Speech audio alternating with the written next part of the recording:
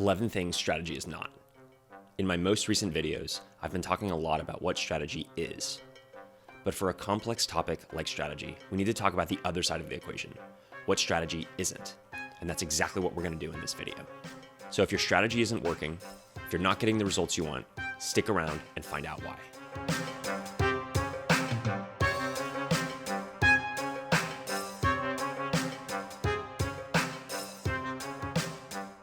In my most recent videos, I've been talking a lot about what strategy is, how to define it, where the word comes from, the etymology, the anatomy of a good strategy, how strategy is personal based on the outcomes and resources that you have. But today, we're going to talk about what strategy is not. But watch out. If you're looking for someone to spoon feed you all the answers, some sort of formula for success, you're not going to find that here. Strategy is hard work, and that's why the results are so valuable. If anyone could do this, if anyone was willing to put in the effort, then they would. Good strategists need to be able to have nuanced conversations, which means you need to be able to hold two, sometimes seemingly conflicting ideas in your head at once. So when you hear me say that a strategy can't be too hot or too cold, channel your inner Goldilocks and find the strategy that's just right. All right, first up on our list of things that strategy is not is a plan. Strategy is not a plan. A plan is just an anticipated sequence of events. So a plan is great for your vacation, a fancy dinner party, your wedding, but a plan doesn't tell you what to do when something goes wrong.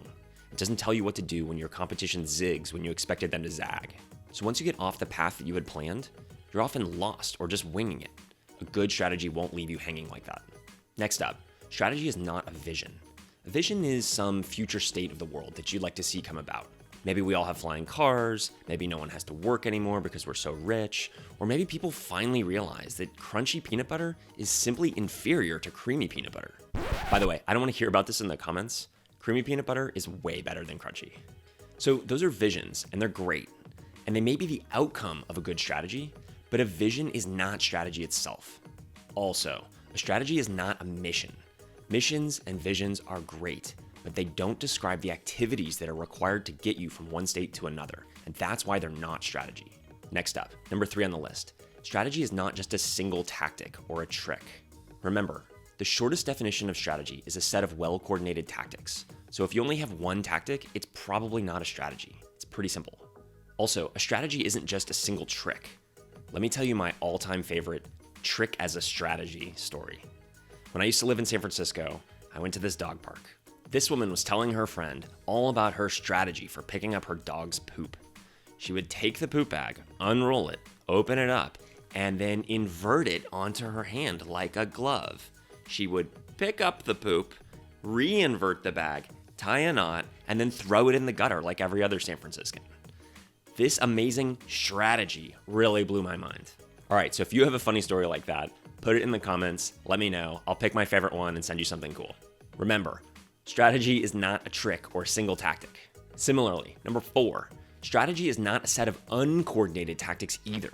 Just like it's not a single tactic, it's not a bunch of random tactics that you just threw together because it was convenient or easy, or maybe it's because you're already doing it. That's not a strategy. The tactics of a good strategy should be mutually reinforcing. They should be aiming in the same direction. They should be compounding upon one another. That's the only way you get that 2 × 2 = 7 effect, that multiplier effect that you need in a good strategy.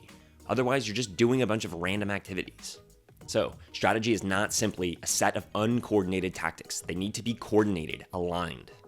Next up, number 5, strategies are not static. Competition, competitive landscapes, and the valuable positions within them all change over time, and so strategies must sometimes change too. In fact, this lack of adaptability is at the root of what Clay Christensen calls the innovator's dilemma. The innovator's dilemma is when one strategy has worked for a while, and you've seen success from it, but now you're kind of scared to try something new. 1, because that new strategy is expensive sometimes. 2, it's different, it just changed. And 3, you've got to maybe invest resources in that new strategy for a while before you start to see returns. So this is why you see really big companies, for example, that have conquered a market, have done really well for a long time, and they're slowly dying. It's because they're scared. So don't be afraid to make that investment. If you see a market changing, if you see your competition changing, just take a look at your strategy. Don't get stuck forever in one static strategy. strategies are not static. Now, just because a strategy shouldn't be static doesn't mean that your original strategy shouldn't be robust. When you're building your strategies, make sure you're thinking about this. Markets are going to change. Competition are going to do different things. The landscape's going to change. Think about this when you're building your strategy so that you're building something that's robust, that can last a little while. But sometimes you just need to refresh your strategy, and don't be afraid to do that. But there's always a cost to change, and this brings us to number 6. Strategy is not ever changing. If you're constantly changing your strategy, you're always paying the cost for that change, but you're never getting the benefits. So like I said before, make your strategies robust from the outcome. Take the time, do the game theory, think through what might happen in the future so that you're not having to constantly change your strategies. Oh, and forget about fads. Even though technology changes over time and new things come into fashion, you should be able to anticipate some of that up front. And here's the thing, human nature doesn't change very fast, so focus on that instead of on what's hot or new today. Number 7, strategy should not be overly prescriptive. If your strategy can be executed by a computer, then it probably should be. Then it's probably just a bunch of rules. Every time X happens, do Y. But here's the problem. If your strategy is that straightforward, then your competitors can easily predict what you're going to do and take advantage of it. So don't be overly prescriptive with your strategy. Leave some wiggle room. Leave some room for discernment and discretion. All right, you're halfway through this video. If you like what you're seeing, hit the like button. If you're a student of strategy, subscribe to this channel. And I guess if you're a real hater, leave the mic drop emoji in a comment. Number 8, strategy isn't vague. While your strategy needs to be flexible, it shouldn't be just a set of vague platitudes. Remember, strategy is a set of well-coordinated activities, which means your strategy needs to be actionable. It needs to be specific enough that you can actually do something. Number 9, strategy isn't just effectiveness. In my world, being effective is a part of every strategy, not a strategy in and of itself. And strategy isn't efficiency either. Being able to do something 3% faster or cheaper is not a sustainable competitive advantage. These are basic requirements. Being efficient and effective are things you have to bring to the table every day. Number 10, strategy is not being overly concerned with your competitors. It's good to know what your competitors are up to, but being obsessed with them is just a distraction from the work that you need to do. So if you think you need to be aware of what your competitors are up to, what the market's doing, great. Do it. But don't let it be a distraction from your strategy. But ignoring what's happening in your competitive landscape isn't necessarily good either. Don't build your strategy in a vacuum. Find a balance. Number 11, copycat and one-size-fits-all strategies. Copycat strategies are a huge waste of time. First off, a copycat strategy is usually too late. If you want to build a brand new social network in 2022, should you do what Facebook did in 2005? Nope. The competitive landscape has shifted entirely. It doesn't even look remotely the same. Second, when you copy someone else's strategy, you're probably missing some really critical elements. You're only copying the tactics that you see or that you want to see. So let's stick with our Facebook competitor example. One of Facebook's tactics was they went after college students first, right? They made this exclusive program. It wasn't for high schoolers, it wasn't for people out in the world working, it was for college kids. Well, why did they do this? Because college kids are super spreaders. They're in this environment where their real-life social network is exploding in size. College kids are super motivated to meet new people and track down that person they met last night. When you're in high school, or once you're working, your world's a little bit smaller, your careabouts are different. So college is this sort of unique period in someone's life when they're really open to meeting new people, really open to expanding their social network. That's why Facebook went after it. Oh, the other thing here is that Facebook wanted to be exclusive. They wanted to not let most of the world have this thing that they were building. And that's why in the early days, they didn't want your high school teacher on there. They didn't want your parents or grandparents on there. They didn't want your college professor on there. They didn't want your future boss on there. They just wanted you and your college friends there. It was sort of a private place. I mean, public, but private. So should you copy this part of Facebook's strategy blindly? Probably not. Remember, strategy is a set of well-coordinated activities. So copying just one or two of the activities isn't going to give you that synergy that you need. I mean, I guess if you're going to copy a strategy, copy the whole thing. But even then, you'd have to go back in time. In 2005, Facebook was a tiny startup. In 2022, they're a behemoth. The strategy used to compete with them in 2005, before this market was really fully built out, is totally different than what it would take to unseat them today. So, for a whole bunch of reasons, don't just copy a strategy that worked in a different time and in a different competitive landscape.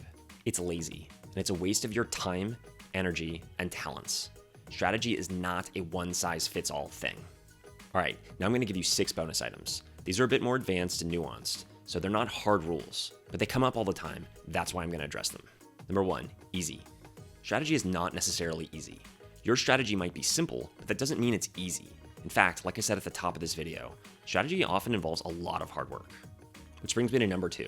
Strategy doesn't have to be unnecessarily complex. It may be hard work, but let's not make extra work for ourselves by making it unnecessarily complex. Simple rules can have a great place in our strategy. Just choose them wisely. Number 3, strategy doesn't have to be lifeless or uninspiring, especially if achieving your goal requires other people's help. Don't just focus on your goals or your metrics and what matters to you. A good strategy should consider what motivates other people too. Number 4, I don't think strategy should be hard to communicate. I can't say I'm a huge fan of the grandma test. This idea where you have to be able to explain your strategy or your business plan to your grandmother. Strategies can be very complex, sometimes because the competitive landscape is complex or the activities involved are complex. And sometimes that may mean that you can't explain your entire business, your entire strategy to your grandmother in 30 seconds. And that kind of makes sense. If your strategy was that easy to wrap your head around, your competitors can probably figure it out too, and again, take advantage of that. That being said, I think it's important to be able to explain the core elements of your strategy in a straightforward way, especially if you have employees or investors who need to understand your strategy in order to be able to help you. Number 5, strategy doesn't have to be disruptive. I tend to agree with Peter Thiel here. Being disruptive is not as appealing as it sounds. Do you like people or things in your life who are disruptive to you? I don't. So while aiming to disrupt an industry, especially one that's really screwed up like healthcare or banking, may sound great, it's really not your goal. Your goal is to actually improve that industry, not disrupt it. Think about it. If you're being disruptive, you're probably reducing the amount of value in an ecosystem. Your goal should be to increase the amount of value so that you can capture some of it in the form of profits. Last but not least, strategy does not have to be unique. Uniqueness is not inherently valuable, and so good strategy doesn't inherently value uniqueness for its own sake. Focus on constructing a set of well-coordinated tactics, and don't worry about being a unique and beautiful snowflake.